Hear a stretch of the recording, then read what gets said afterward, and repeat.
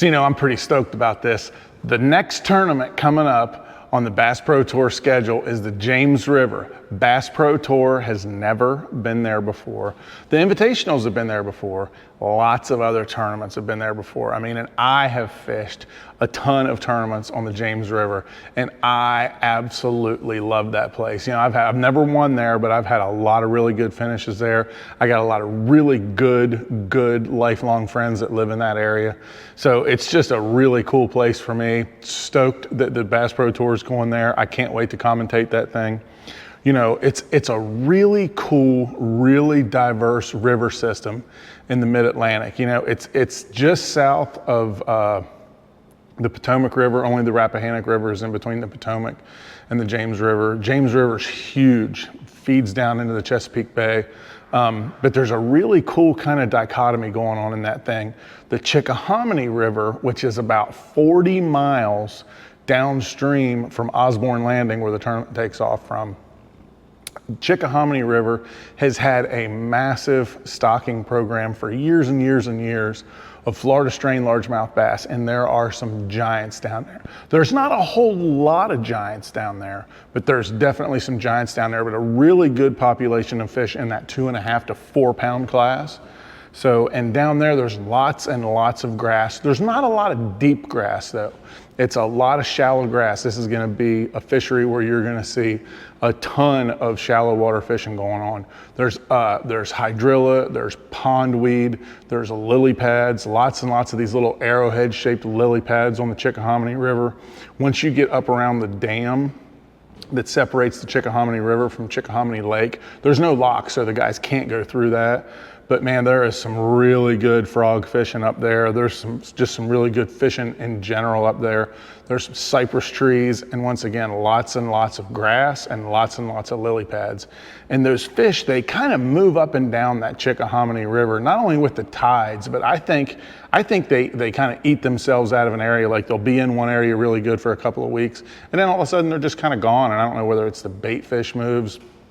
And there's all kinds of bait, being it's a mid-Atlantic tidal water fishery, just like all of them, whether you're talking about the Chowan River, the Potomac River, the Neuse and Trent rivers, Currituck Sound, all of those places, those Maryland rivers, Susquehanna Flats, all those kind of places, they all have just an immense amount of bait fish. There's crabs, there's shrimp, there's killifish, there's alewives. Then you got all the regular stuff you would think of. You got bluegill, you got crawfish, just all shad, whether you're talking about threadfin, gizzard, all the different American shad, all the different kinds of shad that there are. So these fisheries, even though they're kind of brutal, the tide goes up and down every 6 hours, and it's connected to the ocean, so there's all kind of weird predators in these places too. But the bass grow really fast. It's just a harsh environment.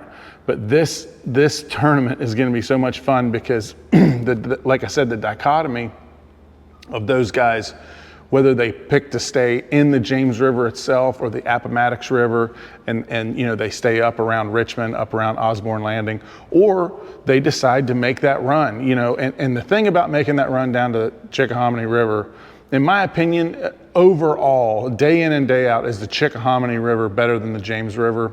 In my opinion, yes. But it can be fickle. It can be very tidal influenced, as in, they're only biting on high outgoing, or they're only biting on low incoming, or they're only, so one of the things is you can run all the way down there and really get screwed. You can. So, and one of the other things that's kind of weird about that place is so many fish get taken from that Chickahominy River and carried all the way back up to Osborne Landing, and they get let go up there, they get released up there. So up around Osborne Landing has had a really good stocking program for like the last 15 or 20 years too.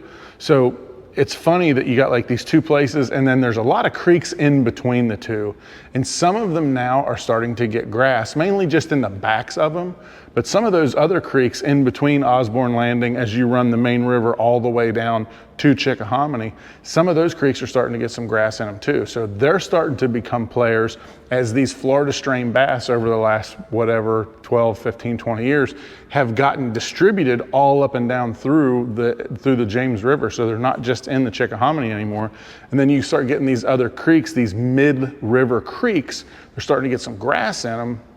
Now they're starting to become players too. So you've really got like this whole kind of weird thing. One of the things that I always did when I was fishing the James River, and a lot of the events that I fished on the James River were quite different from what the guys are gonna see when they go there in the Bass Pro Tour. I was fishing tournaments that had 150, 200, 250 boats in them, BASS Opens, and Toyota Series, you know, those kind of tournaments that have a ton of boats in them.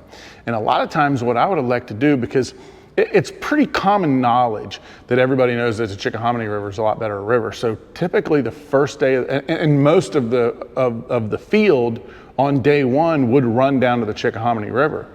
And what that did was created, even though it's not quite as good of fishing up around Richmond, up around Osborne Landing, but it created a lot of open water up there to fish that wasn't covered up with fishermen.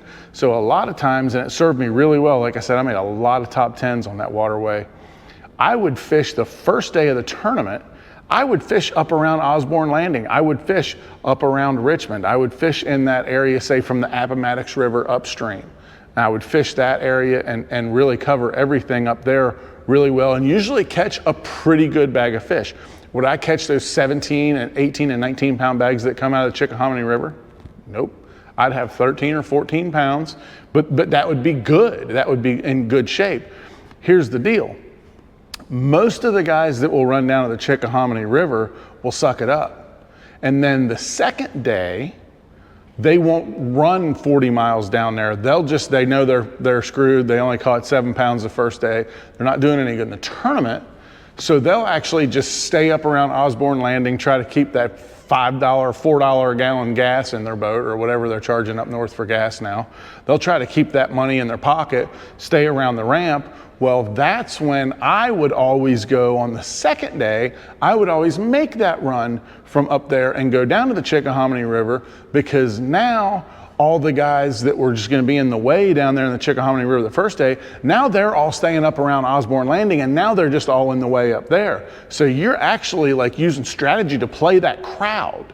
And that's exactly what I would do. So then on the second day when I'd go down the Chickahominy River, a lot of the river is open that you can fish. So now you can bounce around to a lot of spots, and everywhere you go, there's not a boat sitting on it like there is the first day. Now, it took me a couple of trips to the James River and the Chickahominy River to be able to figure this trick out. But it actually, it all, once again, I never got the win, but it always worked out for me really well. So once again, I've been there a lot of times, got a lot of good friends that live around that area. I am looking forward to commentating the Bass Pro Tour on the James River here in a few days.